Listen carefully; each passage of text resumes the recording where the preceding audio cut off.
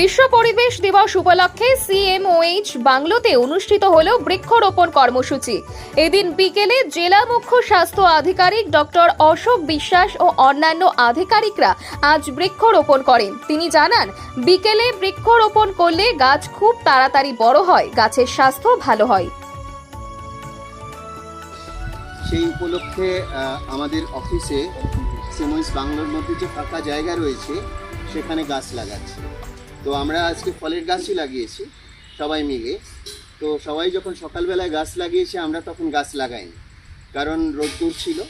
সকালবেলায় গাছ লাগালে স্বভাবতই শুকিয়ে যায়।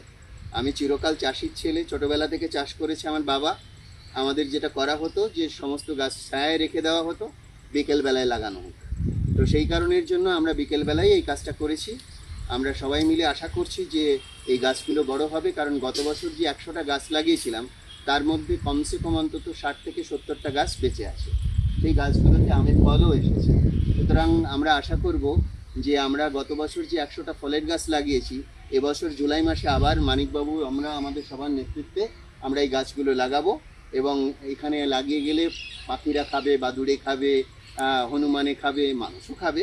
তো সবাই মিলে খাবে, কোনো অসুবিধা নেই।